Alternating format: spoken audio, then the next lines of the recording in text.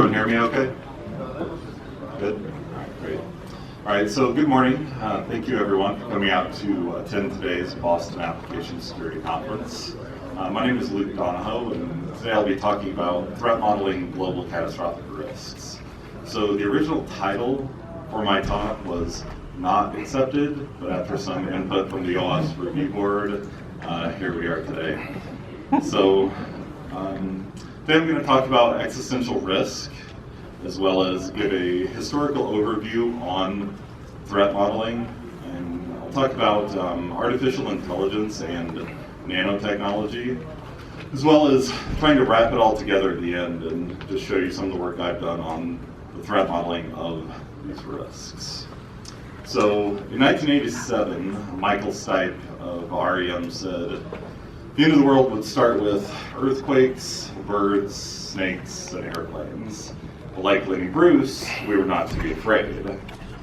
Fast forward a couple decades, all of a sudden some people said, hey, maybe this is something we should start taking a little more serious. And in 2005, the Future of Humanity Institute was formed at Oxford University in England. And this institute began hosting an annual global catastrophic risk conference to focus on the issues that we're facing. In 2011, the Global Challenges Foundation was formed. And this is a similar organization, and their primary focus was on climate change. But as the years went by, they began sort of branching out into other areas of risk. And they release an annual report about global catastrophic risks. So the reason I chose these two organizations is I feel the Global Challenges Foundation does a very good job of defining what our risks are, whereas the Future of Humanity Institute does a good job of risk assessment, so coming up with the ideas for mitigations and safeguards that we can put in place. So there are 12 global catastrophic risks that are currently identified by the Global Challenges Foundation. The first 5 are supervolcano, synthetic biology, major asteroid impact. So does anyone know how to threat model a major asteroid impact? It's the next is future bad global governance, which is like today's present bad global governance, but further in the timeline, and then climate change. The next 5 is nuclear war, obviously a very hot topic with some of the Iran negotiations occurring.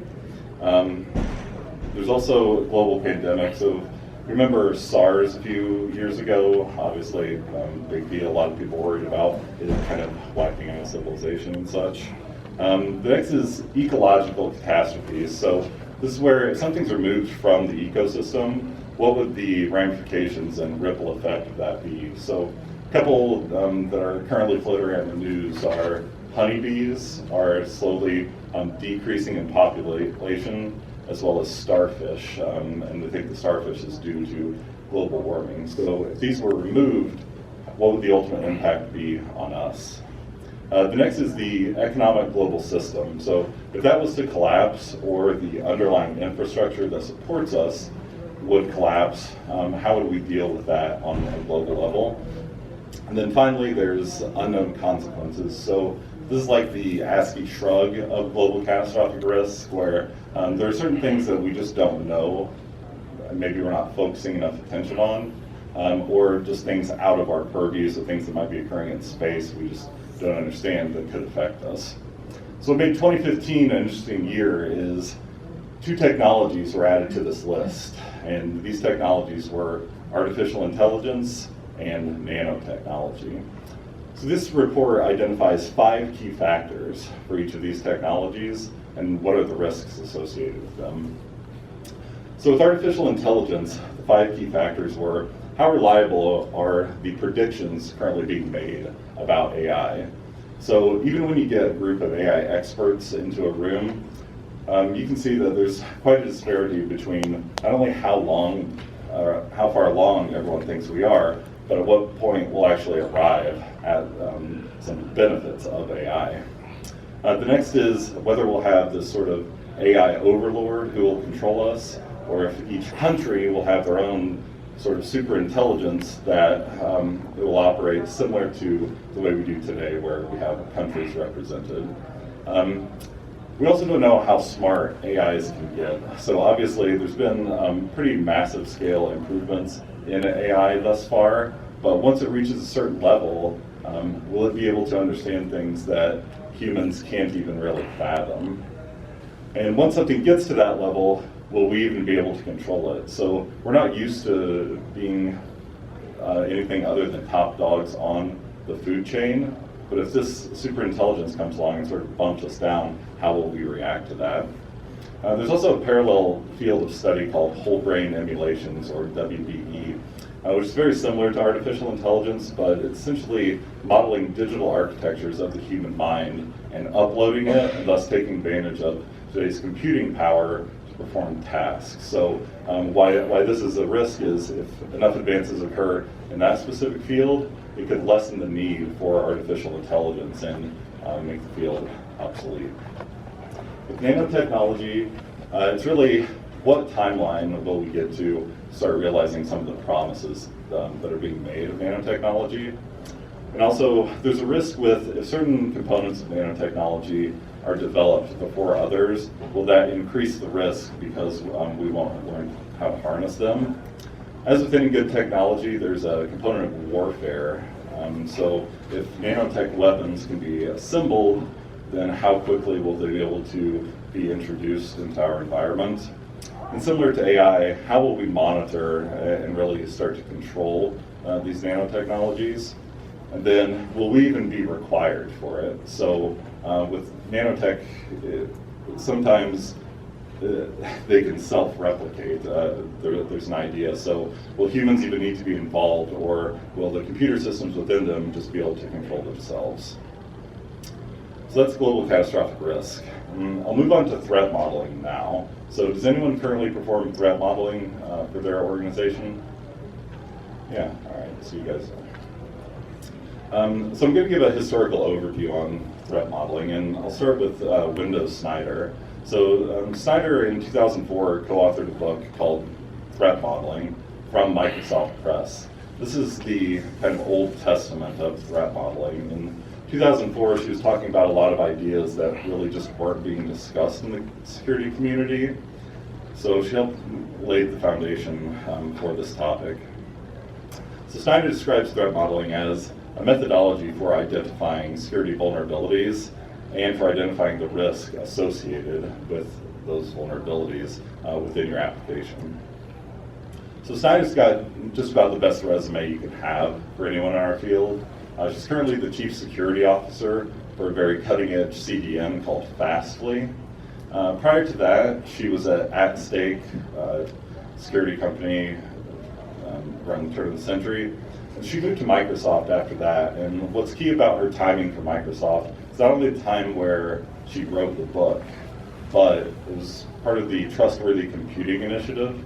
So if you're familiar with that, Bill Gates sent an email out to the entire Microsoft corporation that said, hey, we have to start building things in a more secure way, and it has to start now. So being part of that environment and really helping to grow the security in a holistic way and start designing things with security was very key for Microsoft at that time. So I was a sysadmin right around the turn of the century, and if anybody else was doing work around then on Microsoft systems, you had to deal with like Code Red, NIMDA. If that sort of makes anyone shiver just thinking about it, I spent a lot of sleepless nights patching systems, things like that. So from there she moved to Mozilla, big open source initiative, and she helped sort of take some of the practices she had created at Microsoft and drive them into sort of a larger community-based effort. And from there she moved to Apple, where she was responsible for ingraining that culture of security that had occurred at Microsoft into Apple and the way that they build systems. So in the threat modeling book, Snyder talks about some of the components that can really drive your threat modeling process. And the first is maintaining an adversarial perspective. And what she means by this is when we are typically doing systems design, we're thinking about the way client end users will use a system, right? We want to make it work, make it productive. Well, by looking at things from an attacker's point of view, you're able to understand really how they're looking for assets of interest within your application. From there, you can look at how you can get into an application. So the entry points of the application can be identified, as well as the exit points, which you can use once you compromise the system and you can get data out, whether it's exfiltration or just maintaining connectivity through a reverse shell. It's really understanding how data flows within your application. Thanks. She then talks about profiling threats. So even though there's a plethora of threats available to all systems, it's really focusing on which threats are applicable to your system. So you can't try to fix everything, but by knowing how you might be affected, these two things are going to allow you to create your threat model. So once you have a threat model, you can start focusing on threats at a design perspective and trying to determine where your largest risk is to your assets. She also points out that testing can be derived based on threat models. So even though this is over a decade ago, she was encouraging some of the security best practices that a lot of us preach about today, such as source code review for security vulnerabilities and penetration testing of runtime systems. So Snyder says, here's a pattern, and if we can implement architectural changes, we can eliminate these vulnerabilities. So what she's talking about there is really being able to eliminate categories of vulnerabilities by making intelligent architectural design decisions up front.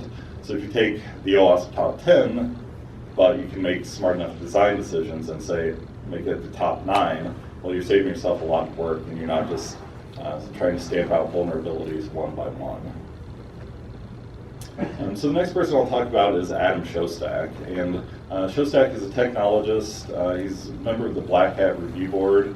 He helped found a vulnerability database called the Common Vulnerabilities and Exposures. He was at Microsoft as well as part of the initiative, and if Snyder and Swiderski's book was the Old Testament of threat modeling, Shostak released a book in 2014 called Threat Modeling, Designing for Security. And this is really the New Testament because he talks about all the lessons that were learned over that period of trustworthy computing and how Microsoft continued to enhance their threat modeling process. He's also very big into the gamification of security. So if anyone's ever heard of Elevation of Privilege, it's a card game that he created, and it's really cool. You should check it out if you're interested in helping drive this within your organization. It's actually a fun way to get other technical people or other non-technical people involved into your threat modeling process, and they actually enjoy it. If you're at all interested in the topic, Shostak gives a great presentation called Threat Modeling Star Wars. So if you're geeky like me and you like Star Wars and computer security, this will be right up your alley. Just Google Threat Modeling Star Wars. It's really engaging talk and it makes it a fun experience. So Shostak starts the book that he authored with a quote from a World War II era mathematician called George Box. And Box says, all models are wrong, but some models are useful. So I personally do architectural work, and if anyone else does or works off of architectural work, this point probably resonates with you because everything looks great on paper, right? As soon as you design a system, it's ready to go, it's going to be the greatest thing ever made. Once you start implementing them, you realize the devil's in the details and things don't work anywhere close to what you had actually thought. So Shostak talks about an architectural pattern for threat modeling called STRIDE. And STRIDE is a mnemonic for spoofing, tampering, repudiation, information disclosure, denial of service, and elevation of privilege. So spoofing is impersonating someone or something else. So can anyone think of an example of spoofing? So imagine you get a phishing email and you click on a link and it takes you to a fake Facebook site and you enter your username and password. Well, after you hit enter, the attackers then harvested your credentials. Then they can use that to authenticate to the real Facebook site and post malicious links or say bad things about you, etc. So that's spoofing. The next is tampering. This is modifying data or even code. So if you've ever used a web proxy tool like OWASP Zap or Burp Suite, it's really being able to monitor raw HTTP traffic, so seeing the request response pairs go back and forth, and you can actually capture that traffic and send either bad data or even malicious code back to your application to see how it will behave. So that's tampering.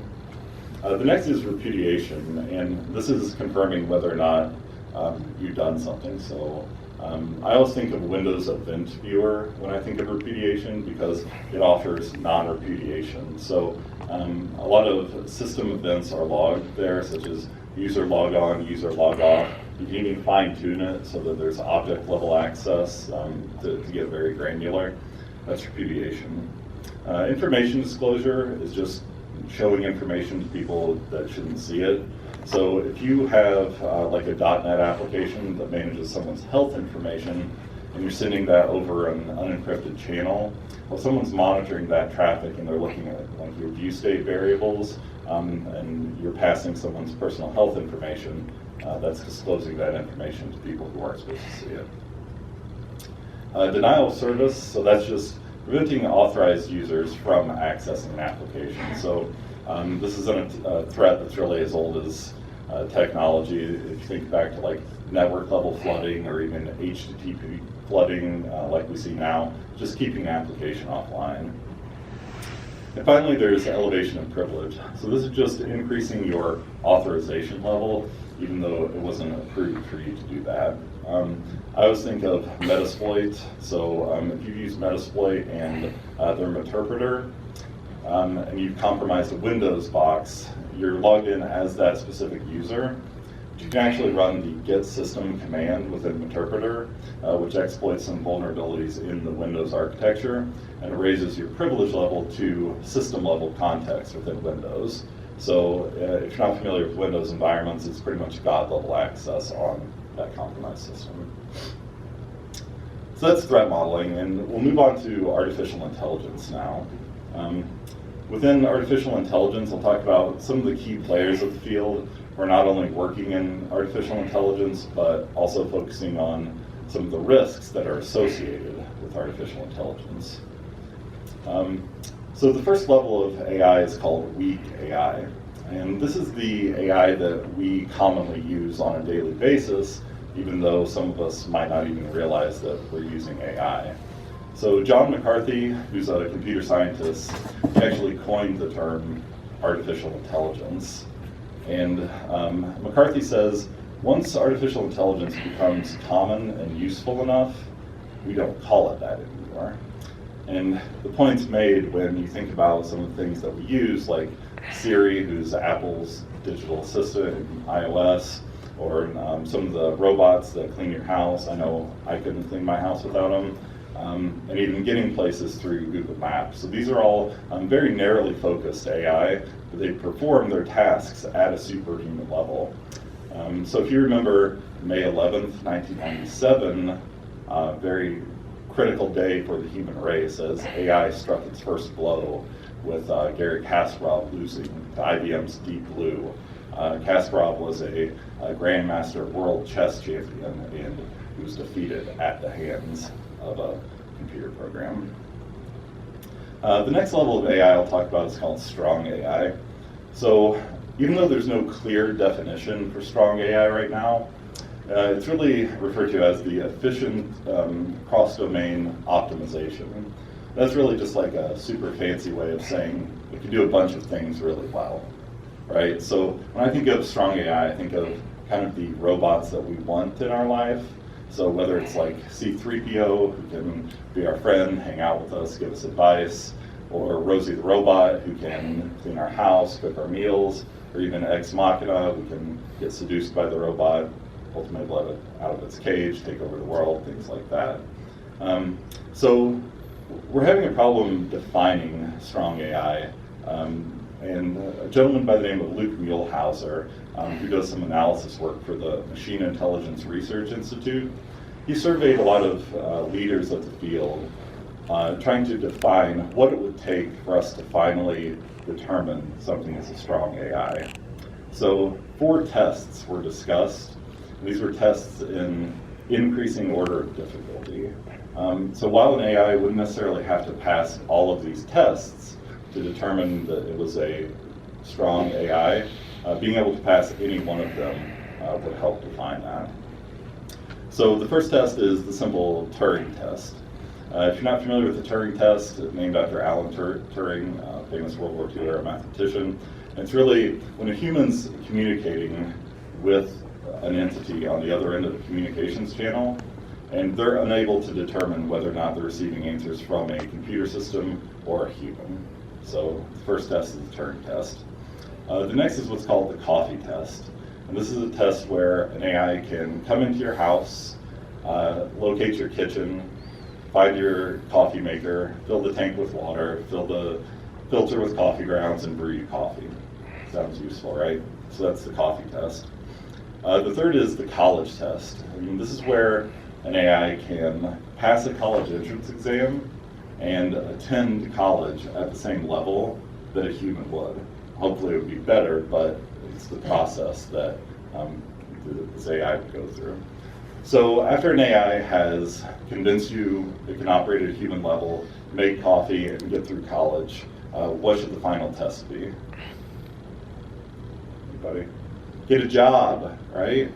So it's called the occupation test, and this is where an AI can pass an occupational entrance exam as well as perform all the tasks associated with a job at the same level that a human can. So they're coming for us, everyone. Right? Be ready. So the next level of AI is called superintelligence. This is sort of that AI overlord and the uncomfortable conversation that we all start to have, that we need to start having, that computers, specifically like machine learning, deep learning algorithms, they're slowly kind of taking over, right? When you see the self-driving cars, when you see them slowly eliminating jobs. So this is the level of intelligence where it's actually making our decisions for us. It's starting to shape the way civilization's moving. So that's super intelligence. So we'll talk about Ray Kurzweil now. And if you're not familiar with Kurzweil, he's a research director at Google, and he's also an author, technologist, and futurist. He wrote a couple seminal works on the topic called Age of Spiritual Machines and The Singularity is Near. So what a lot of these books do is talk about predictions of how far along we're going to be with artificial intelligence, and he's been pretty accurate thus far.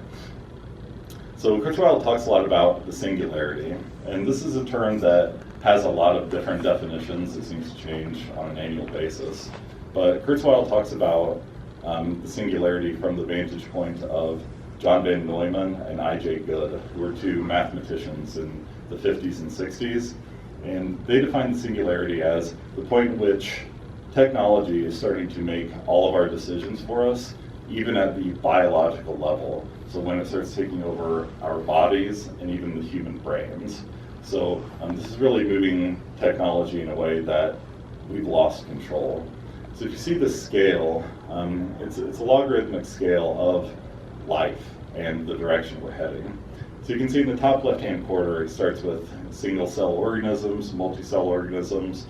We work our way through reptiles, mammals, and ultimately get to walking upright, Homo sapiens, and then we get through our revolution. So agricultural revolution, industrial revolution, and the technological revolution that we're in right now. So you can see the direction we're going. It's a little hard to argue that technology hasn't just taken over our lives at this point. So Kurzweil talks about the law of accelerating returns. And the TLDR version of this is we're moving at an exponential scale versus the linear scale we're all typically used to thinking about.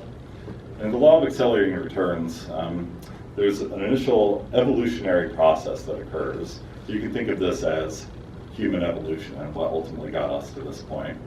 And within that process, the methods start to become more capable. So they're becoming stronger and more efficient. While they're doing that, they're actually starting to do things that have a lot more value. So there's efficiency and value being offered.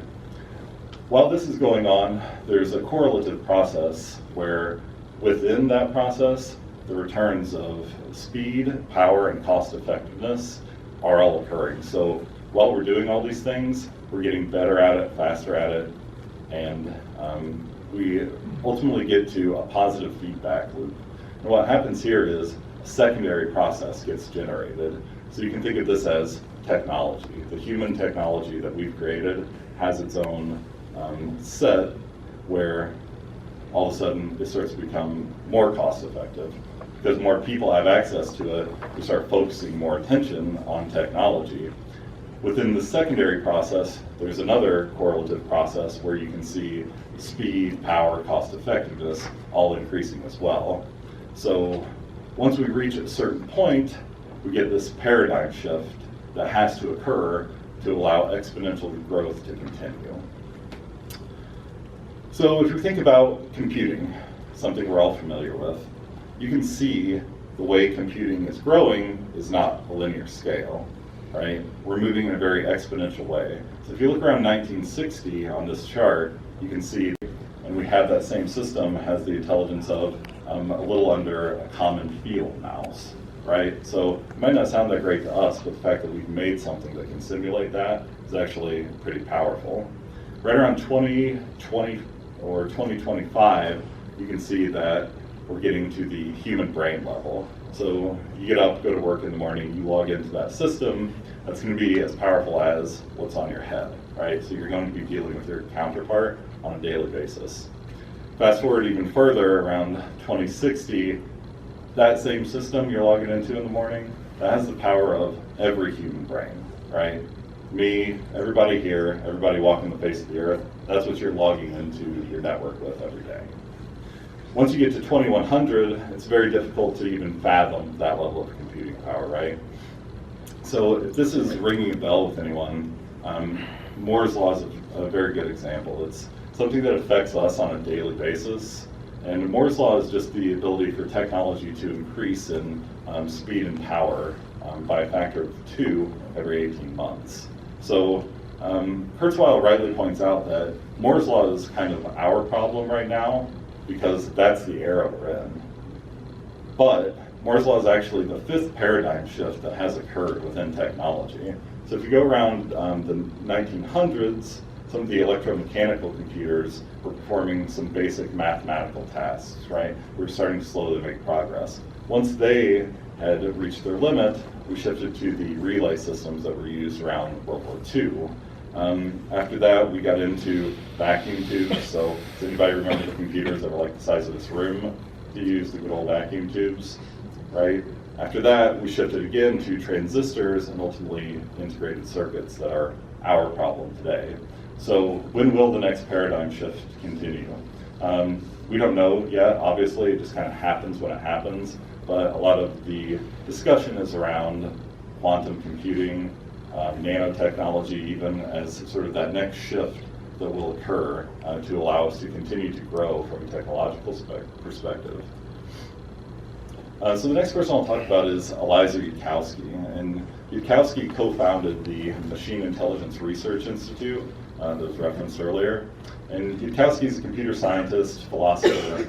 He focused a lot on building friendly artificial intelligence. So artificial intelligence that can be programmed in a way that's going to act in our best interests. He wrote a very critical paper called The Positive and Negative Factors of Artificial Intelligence as it relates to global catastrophic risk. And this was in 2007. So he's been focused on this for a while.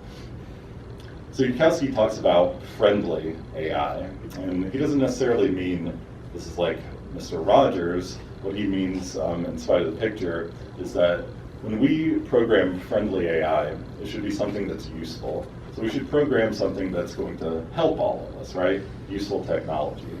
But in doing so, it has to be something that doesn't harm us. So technology is only going to be useful if we don't get all killed in the process, and I think that's something we can all usually get behind.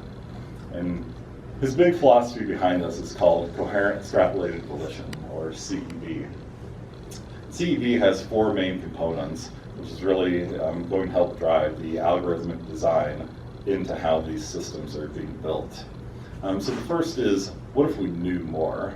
So this is something where we're just making better decisions and we're smarter, right? Everyone wouldn't mind being smarter.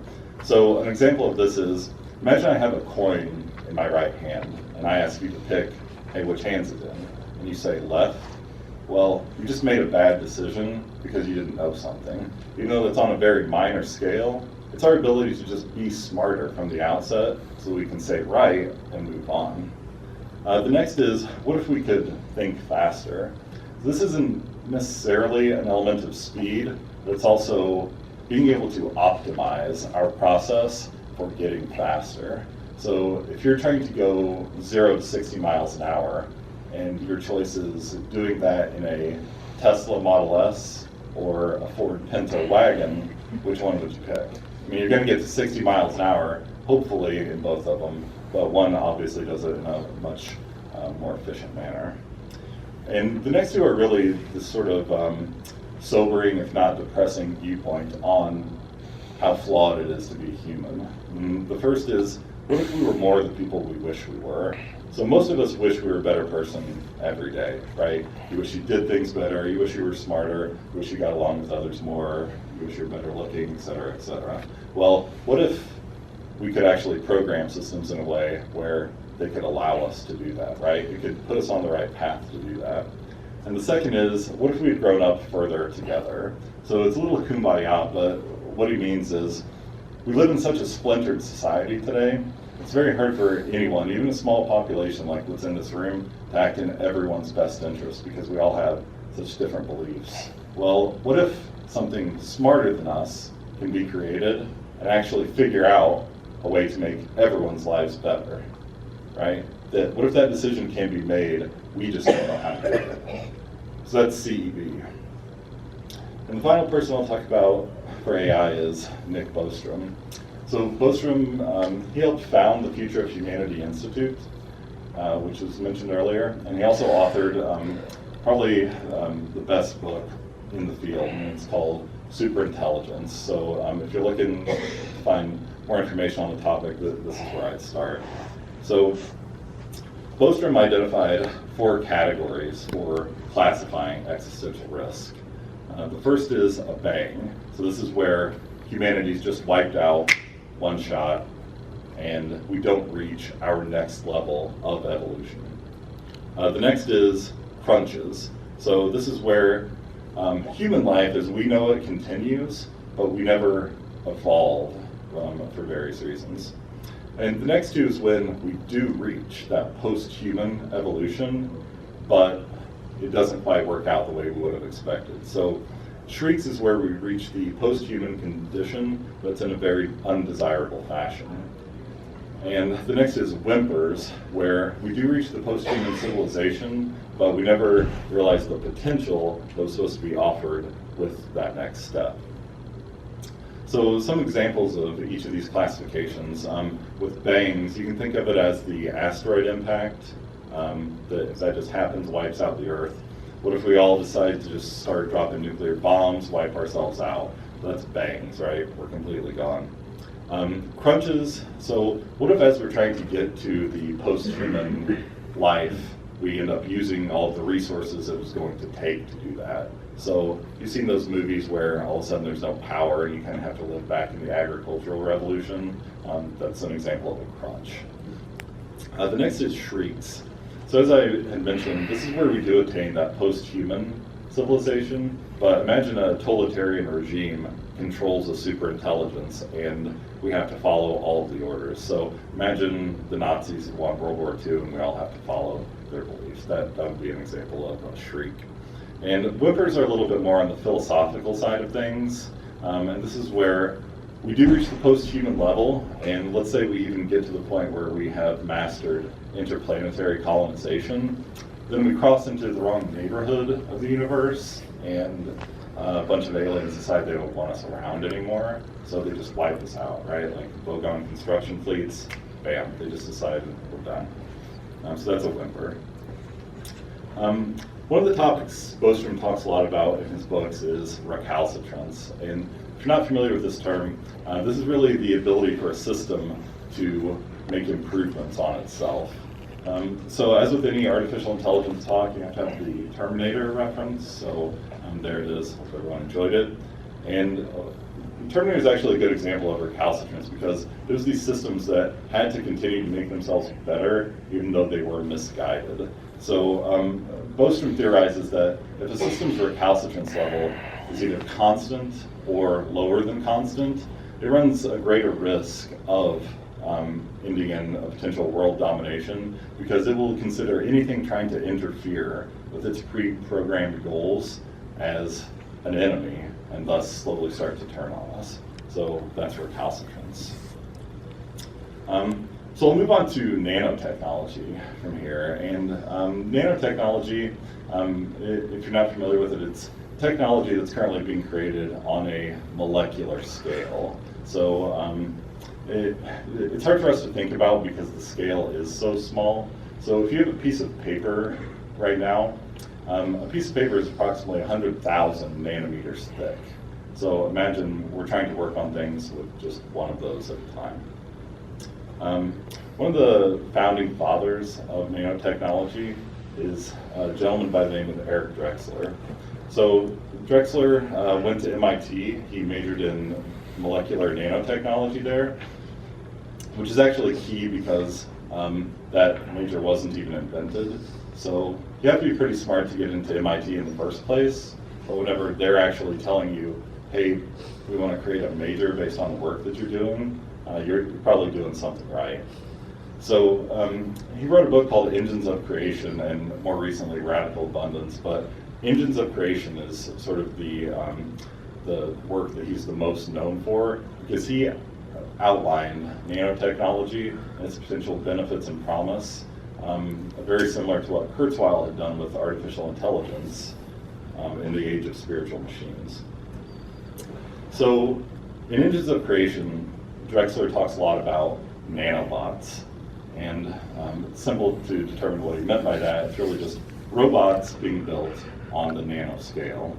And by on the nanoscale, I mean atom by atom. So imagine being able to create something in such an efficient way that you can actually control the location of each atom as it's being built. So Drexler thinks there's a lot of massive benefits to building things on this scale. And the first he talks about is health. So one of the implications of nanotechnology being used in healthcare would be, imagine these nanosystems can be created and actually injected into a patient's system who's suffering from cancer. Well, what these nanobots could do is go through a person's system, locate the cancer cells, and either help stave them off, similar to some of the treatments occurring today, or even help completely eliminate them. So because it's operating at such a small scale, there's potential for that to actually happen. The next is pollution. So in some of these larger urban areas, we deal with just all the traffic systems and all the transportation, and we have a lot of pollution. Well, Drexler says potentially nanotechnology could be used to actually integrate into those systems so that things like smog could be reduced or even eliminated, because as these were being transmitted, they could change the chemical properties and either make it carbon neutral and clean or just make it go away completely. And the final is global warming. So one of the uses of nanobots for global warming would be to actually introduce them into the atmosphere and then slowly start to eliminate all of the excess CO2 in our environment, which is a big factor for some of the greenhouse effect. But he also thinks that these nanobots could be programmed in a way that could actually help repair the ozone layer. So this should sound good to everyone, but obviously we're not quite that far along. Drexler also coined the term atomically precise manufacturing, or APM. And what this is just the ability and actual process for starting to create these things on the scale. So when you hear how small these things are, we don't really think about what could they really be used for in terms of product creation. But just because the manufacturing process is small, we can actually still create very advanced products. So not that 3D printing is an example of nanotechnology, but you start thinking along those lines where you have resources that are used by APM, they can start to create things that are like computers, anything. So, so this is a way for us to create products that do have great use. Now, when you're manufacturing something and you don't need 10 acres of land, a massive factory, 1,000 employees to support it, all of the transportation required for them to get to and from work, it significantly reduces the cost of manufacturing. And because things are done at such a small scale, there's also a massive environmental impact as well, because the big factory that I was just referencing doesn't need to be created, and you're doing the environment justice as well. So Drexler also thinks perhaps this is the end of the Industrial Revolution. So if nanotechnology gets far enough, will we just start making things a different way? And if you go back to the law of accelerating returns, and you think about paradigm shifts, well, perhaps nanotechnology is going to be that paradigm shift that occurs for how we manufacture things. As with any technology, there's also threats associated with it.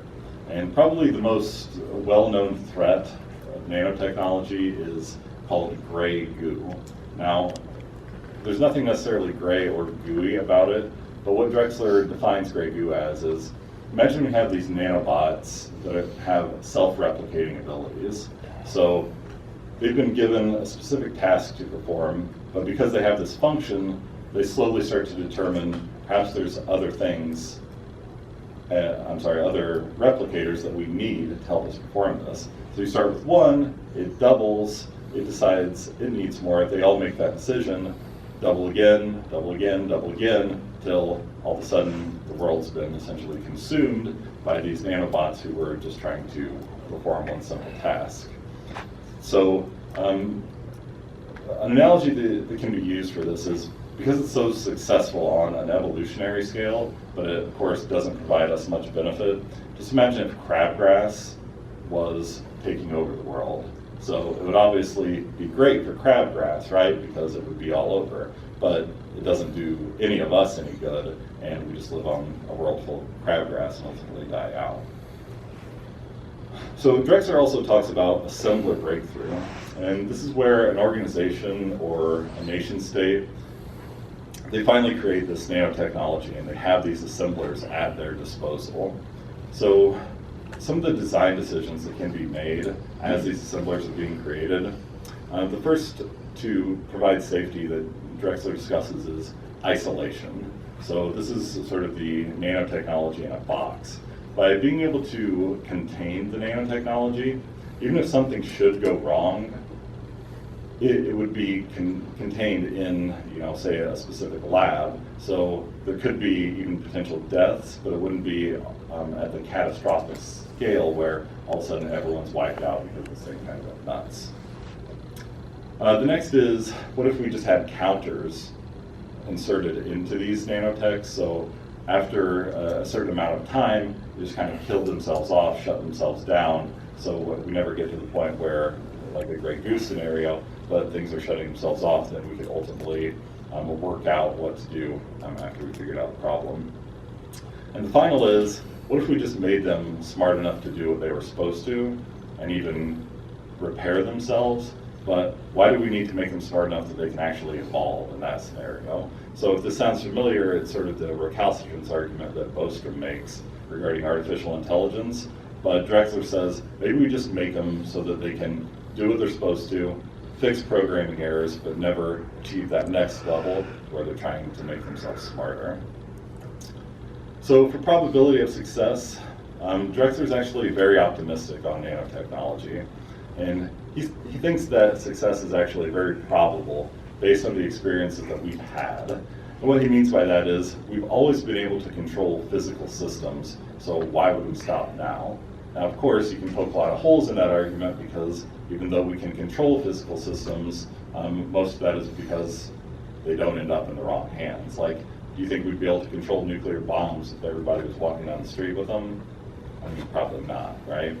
So Drexler also thinks that this problem of the invading self-replicators, this is a problem we've had since the beginning of time. So even if you go back to single-cell organisms, they were dealing with other single-cell organisms trying to get into their environment and take over, so it was sort of the best single-cell organism wins. And Drexler thinks that AI can actually be used in conjunction with nanotechnology to really help build the most efficient systems. He refers to this as AI can be the nano manager, but what I think he means by that is we can use artificial intelligence as the software and the command and control, whereas the nanobots will be the hardware that's actually out there doing the work and being productive. So I'll show you just some of the research that I've done. I know we're running low on time. So I focused on Nick Bostrom's superintelligence because this book actually reads as kind of a threat model. And I'll just show you. I've taken one of the concepts in the book called boxing methods, so it's just containing AI. And from there, I reviewed some of the different ideas that are being discussed to help use Visio's mind mapping functionality to start getting to the point where we could create a scenario, is what I called it. And by a scenario, I mean, at what point could we create a systems architecture where you could actually start threat modeling against this? So you can see the one that I focused on here is just the operator and manipulation scenario. So imagine a contained AI where someone works at a console and tells it things and gets responses back. So what I've done in this scenario is mapped out all the elements involved, created the data flow diagram. From there, I started mapping the stride elements against that to help determine what some of the threats of that could be, and thus what mitigations we would start putting in place. So if you're kind of to the point now where you're wondering, well, why are you doing all this? Like, what's the point? So I kind of feel like we're at the end of the era of data protection, right? And this goes back to a little bit of the keynote where, even though it's most of our jobs to keep data safe, especially sensitive data safe, I don't know, I think the ship sailed, quite frankly. And even though we can do our best, I feel like it's a lost cause. So what can we start doing in the future to start making things safer? So if we're focused now on privacy, maybe we should start focusing in the future on safety. And the reason I'm doing this is I feel like we should start as the security community to partnering with the more scientific communities and help get in front of some of these things. Much like Drexler talked about the invasive replicators, how it's a problem we've been dealing with since the start of time, there's resources all over our community who focuses on security and these exact problems every day, right? So we're aware of these problems and we even know how to mitigate them. So if you think to Snyder's book, we should be able to work with these communities in a way to make architectural decisions where the potential threats that are associated with AI and nanotechnology could be eliminated through intelligent architectural design. We should be able to find architectural patterns similar to Stride that can match against artificial intelligence and nanotechnology. In doing so, I'm hoping that we'll be able to offer these scientific communities threat models that can be used that, although they might not be right, hopefully they'll be useful. Thank you.